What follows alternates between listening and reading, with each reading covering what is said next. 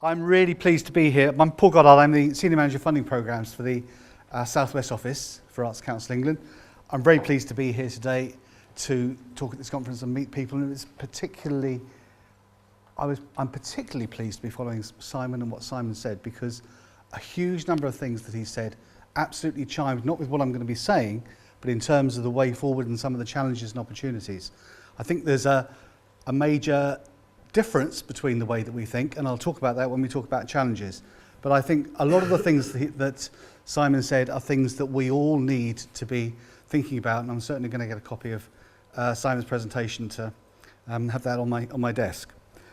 I got rid of the bollards, but one of the things that has stayed with me for years about the arts is a metaphor that was used by Eugenio Barber, who was the director of Odeon Theatre. And he said it's very difficult to talk about the arts, but if you imagine a city where the trees are growing, the trees are just part of it, you don't really notice it, but if you chop down the trees, it takes away the oxygen. And that metaphor has stuck with me for some time. Seeing the bollards, in Weymouth this summer as part of the Cultural Olympiad, they use deck chairs. In Torquay, they're painting benches. This immediate concrete connection with culture, which enables people. I thought the picture that you had of the young people with the bollard they'd created, really a much stronger, more concrete image than the one that I carry, although I still will carry that poetic image. So I'm going to be talking about the future.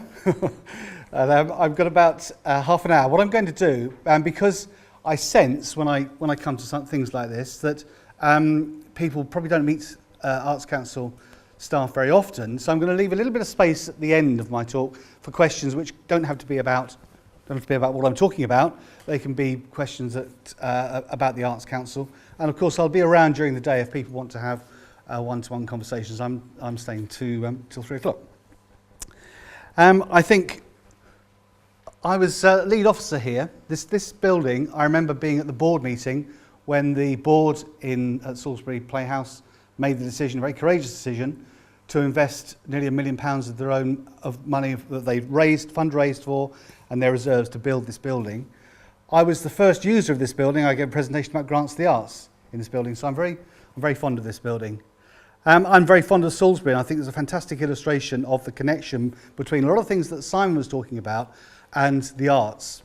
Some of you may remember, it's probably many years ago now, probably 5, 6, 7 years ago, there was a choir in Salisbury went to Cape Town, which they paid for themselves. On a tour, they met Archbishop Desmond Tutu, who took some of the choir members to, they were doing concerts in Cape Town. He took some of the choir members to the township where he had a particular connection. The choir made a connection with a local choir in that township. They came back to Salisbury. They started fundraising for scholarships for some of the young people in that choir to go to university, to go to college. They fundraised for that choir to come back over to Salisbury for the festival 3 or 4 years later. And they closed the final Saturday of the festival was a combined concert in the cathedral between that choir, the township choir, and I think it was combined choirs of Salisbury. And then on the Sunday, Desmond Tutu flew in, preached in the cathedral, and opened the final day's celebrations on the cathedral green, which seems to me to be, it absolutely encapsulates what the arts can do, but also the way in which they can affect people, the quality of life, empowering and celebrating a community. I think it's a very inspiring story for me, and that it will always continue to be. Okay, I'm just going to talk a little bit about the Arts Council and our future. You'll probably know that we're in, as part of the last funding settlement we received 2-3 years ago, we have been required to make 50% administration cuts. Now, administration is staff, offices, that sort of thing. At the moment, the Arts Council has 550 staff across the country. 50%, because of other cuts we're making, means that from next July we should be down to about 400 people, 420 people. In the southwest, we're actually very lucky. At the southwest at the moment we have 29 full-time equivalent staff. In the new structure, it looks like we're going to have actually one more. It's not the same across the rest of the country, obviously. There's a lot more reductions. There's a lot of uncertainty in the Arts Council about where that future is going to lie, because we are restructuring in quite fundamental ways. At the moment, we're in a period of consultation, which finishes at the end of this week. And so I have a sort of embargo upon me not to talk about it, because it's still a consultation going on. However, I know that people talk to each other and there may be rumours. So if you have a rumour which you'd like to feed back to me, I might be able to comment on rumours. But I'm not starting a rumour. That's not my job, or not my role. But I'd certainly be happy to answer some questions if, in terms of what you've heard. Okay, challenges. I think one of the things that, I wasn't going to start off with this, but it just chimed with me so much what Simon said. I think one of the challenges that we really face in the arts, we face in the Arts Council as practitioners, as managers, we all face, is probably, to a lesser or greater extent, we believe in the intrinsic worth of the arts. And it's very interesting the way, where Simon was starting from. I don't want to keep quoting you, but it was so interesting the way that you managed to pull so many things that I think are very important in terms of the way forward if we're going to actually seize the opportunities, that I'm just using this as an example. To a great extent, what I think Simon was talking about was the instrumental value. That's absolutely it. Local authorities need to demonstrate the value and worth of the investment that they're putting into the arts, or the investment they're putting into culture. To a great extent, we are in the same position. The Arts Council is in the same position. But what we're talking about all the time is public money. And we're publicly accountable for that money, and in a sense, it's that democratic accountability. We have the government which decides who's going to be the Secretary of State, the DCMS. We have a relationship with the DCMS. They provide us with money, and we also have a relationship with the National Lottery, which I'll talk about a bit later on. So we need to be able to demonstrate the public benefit and public worth as well. I think the difference between what we're talking about here is, and this is the first challenge, is we might believe in the intrinsic value of the arts, and I know we do in the Arts Council, but actually we don't get that message out there.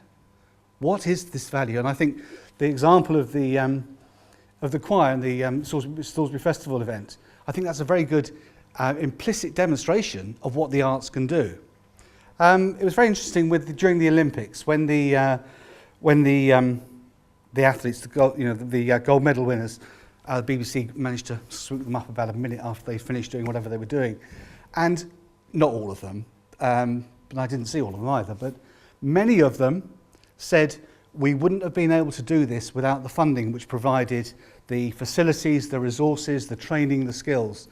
And we don't hear people, it's a different thing, I know, but we don't hear people in the arts talking about how they've achieved it. There is this inward looking, and again, I think it would be wrong for somebody from the Arts Council to say we don't support and value arts for art's sake, but we also value arts which engages with communities, which engages with the public, which engages with the general culture of the time. And our mission, the Arts Council's mission, is great art for everyone. We have a problem with what great means. Does great mean big or fantastic? It's a difficult word, but we live in complex times. So I think that's the first challenge I would identify. I was going to talk about it in a different way, but that presentation just really gave me a really clear way to think about that.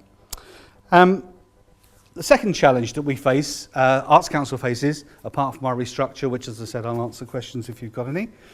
The second challenge is we're not sure when the government spending review is going to take place. And what this means that for organisations and for our own funding, the funding that we provide to our national portfolio organisations, we're not sure where we will need to enter into new contracts. I don't envisage that we're going to be scrapping contracts, but that certainly is an uncertainty which will continue for some time. Allied with that, of course, is, and they were talking about it last week at the party conference, allied with that is the possibility of further cuts in public services, and clearly the DCMS will have to take its share of that, and so we might be looking at in-year cuts as well. So in terms of our funding for our national portfolio organisations, which is our grant in aid fund, our fund from the government, we might need to be looking at making cuts there. For other organisations, and I'll talk about our funding programmes in a minute, for other organisations, almost all of our funding programmes come from lottery funding. We're a lottery distributor, and as such, we need to meet the requirements of the lottery board in terms of how we distribute lottery money. And this is one of the main reasons why we've moved. You'll know in your various ways, we've gone from having grant in aid to our national portfolio organisations. We had what we used to call managed funds, our own internal investment funds, which was grant in aid, and we had grants to the arts, which replaced a whole range of project funds. It is a very generic, very flexible fund. We now have, in the last 18 months, we now have developed almost 30 different funding programs. And the reason for this, apart from the fact we want to invest in developing philanthropy, we want to invest in capital infrastructure, we want to invest in strategic touring. Of course we want to do those things, but the reason we've developed these funding programs and the complexities of those funding programs is that the money is lottery money. And lottery money has to be available to anybody to apply for. We cannot play God and say we'll fund you, but we won't fund you.